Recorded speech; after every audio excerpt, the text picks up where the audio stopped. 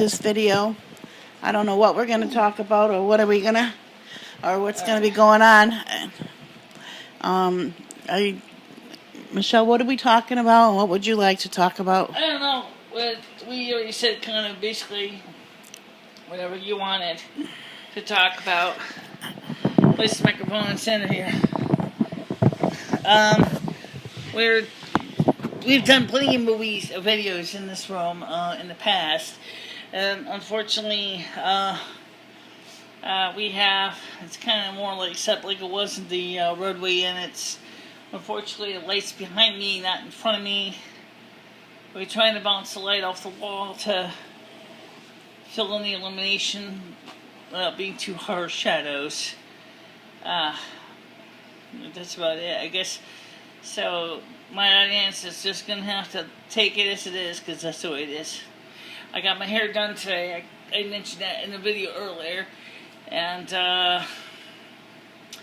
that's pretty much what we did. I went to Primetime today, and I didn't really do much because I didn't feel good today. I don't know what's going on in my stomach. It's been bothering me. It went numb again.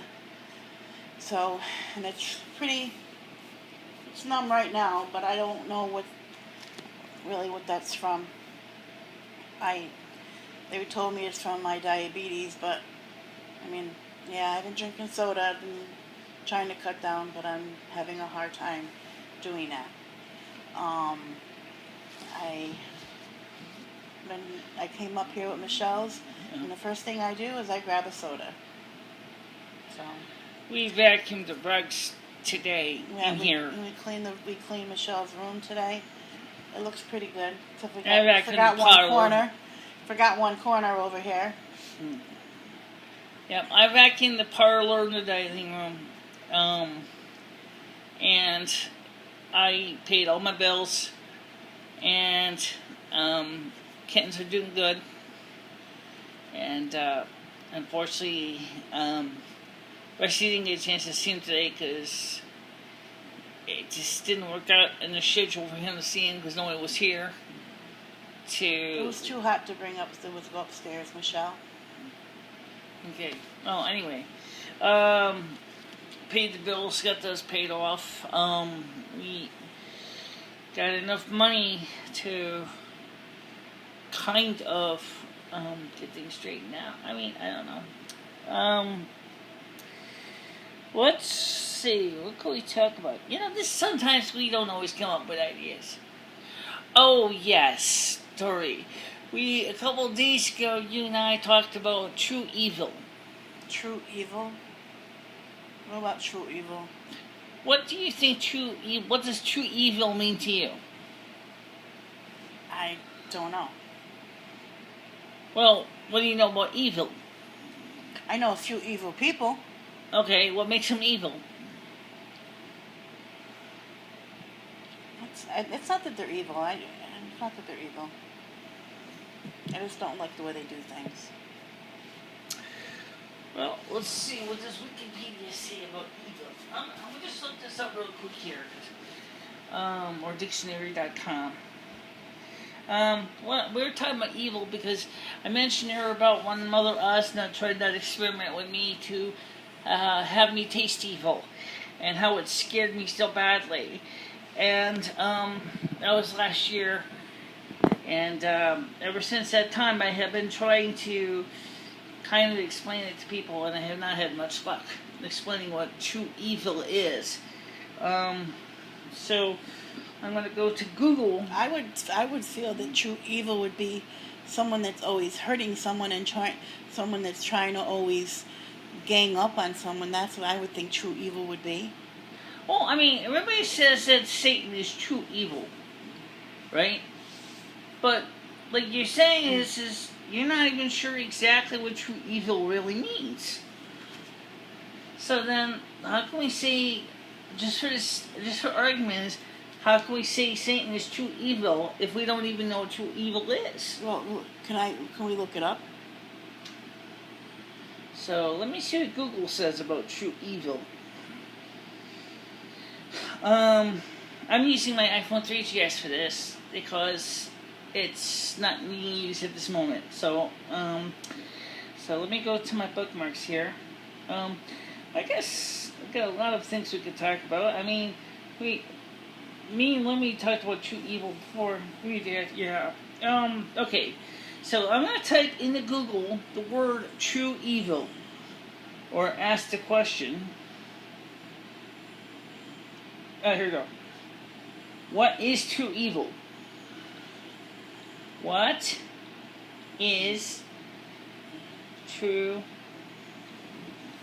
evil? Evil. I know how to spell it. Alright. Okay, now, according to this, does true evil really exist? Philosophy forums. There is, okay. What is the difference supposed to be between evil and true evil? Okay. What is true evil? True good? Okay. I'm just gonna pull one up that sounds like it might be interesting. This might get a little bit long. It's also gonna be hard to read too. Well, let's see if we can translate this in plain English. Now, this is from a philosophy site. He says, what is true evil or true good? Barno wrote, can I read it? Anyway, children ought to be the property of the state. No, that's something else. Okay, I hope you're being facetious. Children being ransomed by the state usually means children being completely neglected. Okay, that's something else.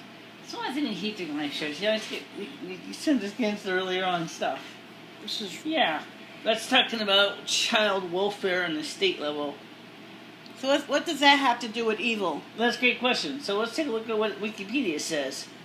That's a great question. What does child welfare got to do with true evil? Except maybe to say that most of the state welfare systems are not focused on good and treat people badly. This is what Wikipedia says. One of the 5 paintings of extermination of evil portrays by Senden as the Kantasuba, one of the 8 guardians of Buddhist law, banishing evil.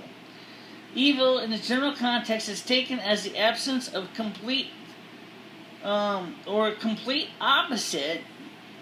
Oops, let me shrink this down. So, evil is taken as a complete absence or a complete opposite of which is described as being good. Often evil is used to denote profound immorality. In certain religious contexts, evil has been described as a supernatural force. Definitions of evil vary as the analysis of its root motives and causes. However, elements that are commonly associated with evil include unbalanced behavior, including expediency, selfishness, ignorance, or neglect. In cultures with an Abrahamic religious influence, which includes Judaism and Christianity, evil is usually perceived as the dualistic, antagonistic opposite of good, in which good should prevail and evil should be defeated.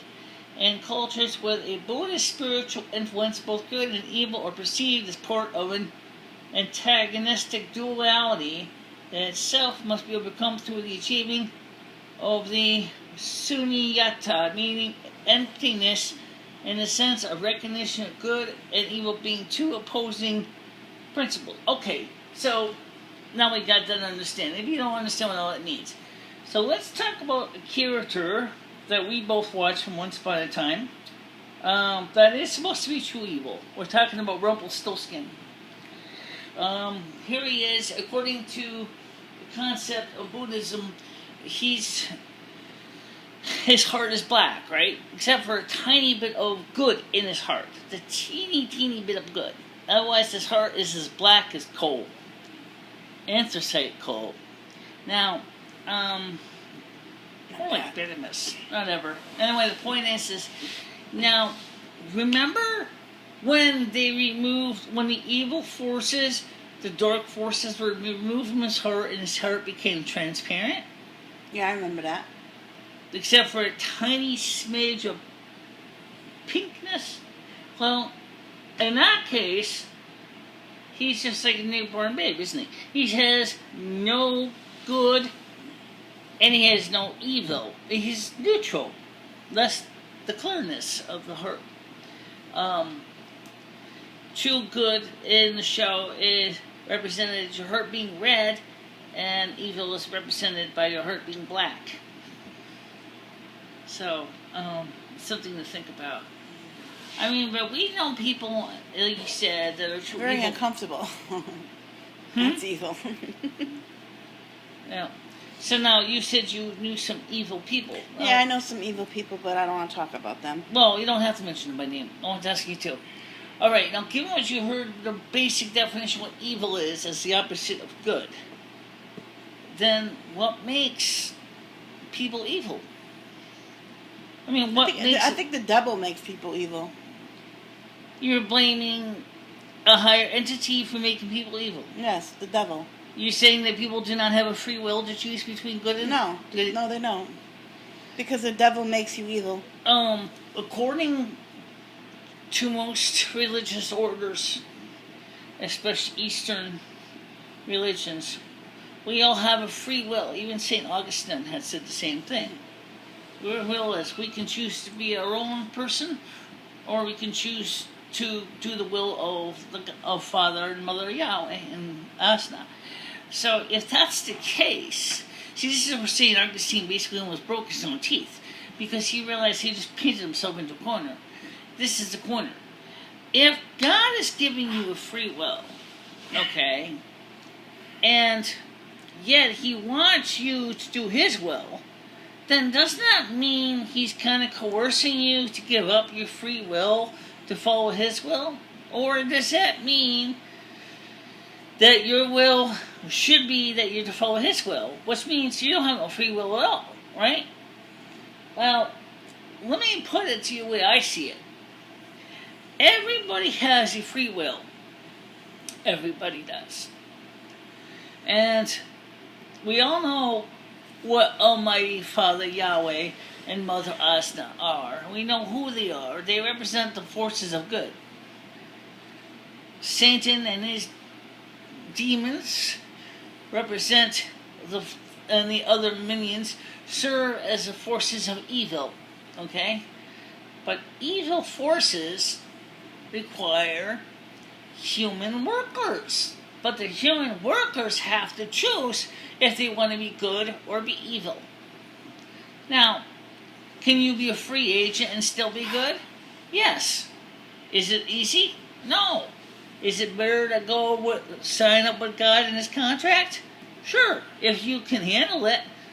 In fact, the Jewish people did not even have a Messiah because he hasn't yet come. We're talking about Jesus when he comes again. For the Jews, he'll come as the first Messiah. And for us, he'll come as knowing him as the return of the Christ. Do you see what I'm saying? It gets a little confusing. Am I making sense, Lou? Yeah, but I think you're making it a little more complicated than it has to be. You want to try it? Okay. Everybody, when they are born on this earth, we all know that we have a free will. And we have this free will to serve either Yahweh, Mother Asna, or the forces of Satan, or we can choose to serve neither one, but makes your life chart much more complex, because it means that in a life chart we will have to learn to make up our mind of who we want to serve.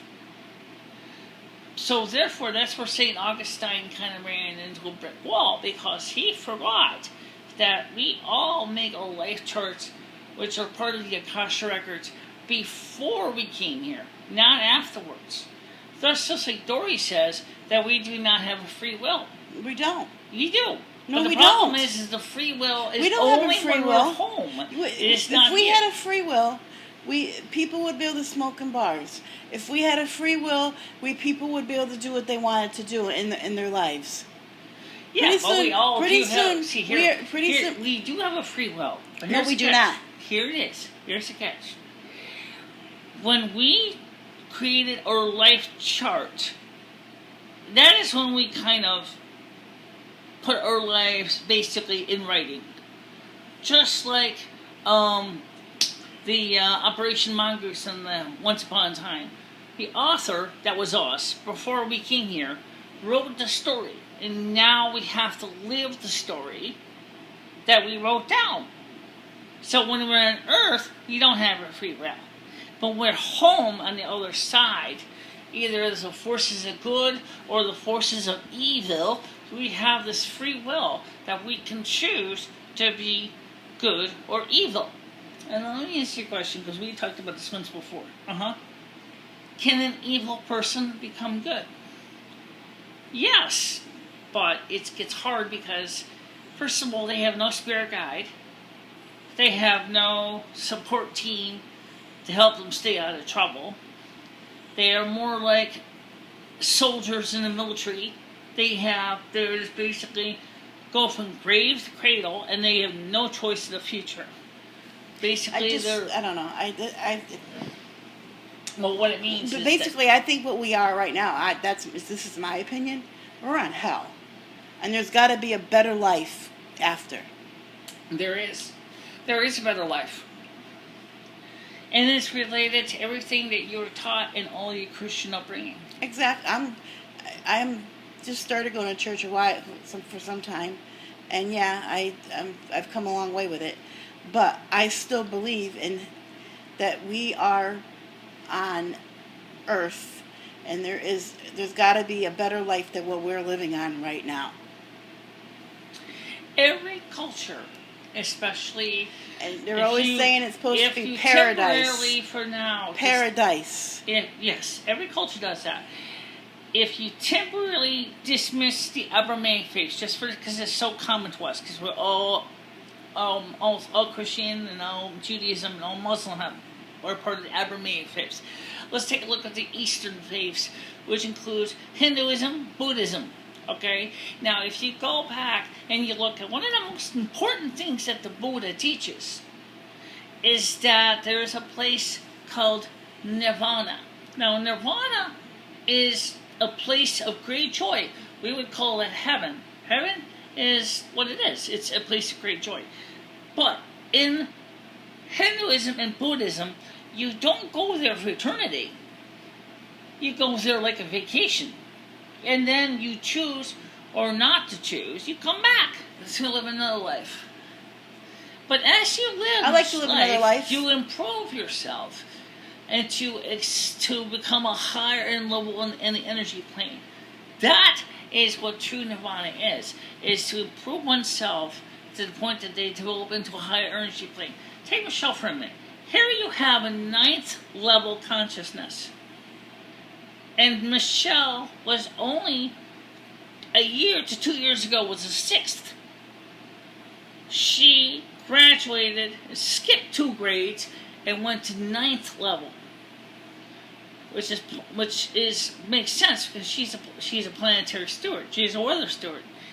But as she could easily improve her way up and go to 11th level within, say, about 5 years. That's a higher energy level than she is now. Well, when you die, you go home to nirvana, the illusion fields, wherever. You hang out with your friends and your loved ones. And if you believe in the teachings of Sylvia Brown, you know that you also have a choice of coming back if you choose to. Well, me and Michele are not sure if we're going to come back or not. We thought about it. We looked at it. If we come back, what are we going to come back as? How many times have you come back, Michele? How many times have you come back? As many times as it takes for you to feel you have reached the fulfillment of your education. How about you, Lumi? As many times as you want. Michele's been here 33 times. This is 33rd. This is my 31st. If I'm talking about completely separate lives. 32nd if you talk about this combined life. Michele was talking about reincarnation with... reincarnation in the sense that we come back as another human. Can I finish, please? Michele and I were talking about reincarnation. And Michele thinks that one of the cats that live in her building is a reincarnation of her cat Fluffy. They look, uh, they can pass for twins, and I do believe in reincarnation in people, but I don't think I believe in reincarnation in animals. But maybe this is a case that did happen, because this cat does look a spitting image of Fluffy, and it has Fluffy's attitude, it has Fluffy's hair, color of her eyes, everything. Who knows? Maybe it is. Michele swears by it, but I think it's kind of a little crazy. I do believe in reincarnation in people, because my oldest daughter I believe that she's reincarnation of my grandmother Emma Taylor, because they both, in their ear, right here in their ear, they have like this little tiny little hole in their ear, and they were born with it. And Roxy has also her eye color, and she's very smart like my grandmother was. Maybe that's reincarnation, I don't know. But I just feel sometimes that I wish that I could go and see my mother, hear my mother's voice, hear my father's voice, and my grandfather and my grandparents. But I don't know if I ever could handle that. But it would be nice just to hear their voice again, like on a telephone. Well, that's the cool thing, because when you go home, everybody does, they go home every night. When they sleep, they go into the deep REM sleep. This is actually when you cross over to the other side. You probably, if you know you're there on the other side, could go to the Hall of Wisdom and the Hall of Records. But how do you know you're on the other side? Because you know this is the most beautiful place you've ever been. There's nothing like Earth. It's just beautiful, nice people, kindness. It's no sin, no sorrow, no pain. No, but how do you know you're reincarnated as somebody else? Well, how do you know? Well, you can go into the Hall of Records, and you can look up your Akasha records over your past lives. And if you actually know who your spirit guide is, they can help you too, because they can help you ahead of time. When you're awake in the daytime, you say to them, "Who was I in the past?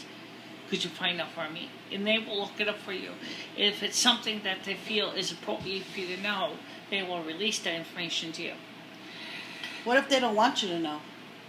With a lot of times, if there's something in your past that is really, really, really unpleasant, they don't want to cause you pain. And sometimes it's best to not make that information available to you, unless they feel it is appropriate for you to know. You have to understand, they're people too, and they have a very hard job. It's like, maybe for example, like what happened to Michele. Michele died at 16 years old with a gunshot to the chest, holding Abigail, shot by a fellow rancher right through baby. She was trying to protect her daughter, and she got shot point blank range. Abigail and Michele died together. Yeah, I remember that. I don't really like to talk about it. What? You died? Yeah. And came back to life? I came back. As who? As me. I don't get it. See, remember, I went home for a while, okay, and when I learned something from those years, I died at 16, okay, I learned some skills that, unfortunately, that was the way my life was. It was short. It was short for a reason, okay, and that was to learn the pain of, loss, I think, and then I came back here, because all my lives until this life were short. I actually normally was dead, usually by about 25. And I'm still alive today. My life this time is not to die young, but to die old. but to learn and improve, and to use the experiences from my past to help me help the lives of other people who have suffered great losses in their lives. Right. Now, I want to answer about that, the reincarnation of pets. As Pope Francis said to the young girl that was crying about the loss of her dog, he said, "You will see your pets in heaven. You will see your dogs. You'll see your cats. Why? They have perfect souls. They have no original sin. They have no reason to have to come back here and try to improve themselves. They're perfect in the eyes of God. They don't have to improve anything." So yeah, normally when a dog or cat dies, they don't need to come back again. There's no reason to. Right. But It's very uncomfortable sitting on this floor. yeah, I know. You can lay back a little more further. It's okay. Just so what I'm trying to say is could Sasha be rusty or fluffy? I don't know. That's a good question. However, if it is, it's Fluffy that, one, recognizes me, and she does. I see it in her eyes, the recognition. And two, she died such a tragic death that maybe when she went home, maybe it was decided to let her have a second chance of having a family of kittens, because Fluffy was spayed at an early age. She never had kittens. So maybe that's the reason why it's possible in some special circumstances a pet could come back. It's possible. It makes sense. And also maybe it sends a message to people that maybe it's not appropriate to spay and neuter your pets unless you're going to spay and neuter yourself first. All right, can we wrap this up? I mean, we have a lot of people in this world already. Yeah, I know. But it's a hot button topic, Loom, and most people are not going to do it because in this anthrocentric world, a lot of humans think that... Sometimes we have to do what we have to do to make things right. Well, you look at the world right now. We got about 6.5 billion people in it right now. And This world sucks. And if the problem is that if every single person voluntarily said, "I am not going to go through and have sex and get babies," or chooses to go ahead and get spayed and neutered, then we wouldn't have to worry about it so much. Our population would be under control. Because the biggest problem is that we expect our cats and dogs, we say they're a lesser intelligence than us. Well, I don't think that's true, because most of the case, the cats and the dogs are equal to us in many ways. Yet, we are hypocrites. We don't consider spaying and neutering ourselves. At least most don't. Okay. Michelle's naturally sterile anyway, so it doesn't matter. Can we wrap this up, Michelle? Because my back is starting to hurt. Yeah, okay, well, sure. What do you want to talk about next? I want to talk about wrapping this up. My back hurts. Okay. Well, okay. We don't have a lot going on this week. But we'd love to talk to you more on reincarnation, the other side, and other concepts. You can go ahead and lay down if you want. We are open to your comments, suggestions, concerns, gripes, complaints, whatever. Just post them in the comment section below here. We will read them. We will do our best to keep all your thoughts in mind and reply to your messages as soon as we can. And please do not forget to subscribe. Always subscribe. It helps us. It helps us big time. Because it shows us that we're doing something right. And if you don't like a video and you don't like the channel and you unsubscribe, which we hope you don't do, it just tells us that something's wrong. But if that's the case and you don't tell us what's wrong, we can't fix it, can we? No. Okay, guys. Me and Michelle will be talking to you soon. Michelle, you gonna be talking any more stuff in the near future about Rusty and the cat, kittens? Probably soon. I don't know yet when, because first of all, we try to keep it off the kittens this time. But yes, I'm really happy that I got Rusty together with his kids. And let's say it real quick. What were you surprised with Rusty's reaction to seeing Sasha Michele, and the they're kids? cats. They're cats. They don't even, they probably don't even know that no, they're cats. Well, talk about. I mean, just tell them explain what you saw. Rusty to stay with the cats, but he probably don't even care. I think he cared. Okay, that's opinion. All right, everybody, we're gonna wrap this up. I think he cared a lot for a cat. All right. Especially since when he went over and he talked to Sasha, and that meow he did was a meow kind of relief. I heard it. It was like, oh, thank God you're okay. You know. Just a cat person. You know. All right, everybody, have a good night. All right.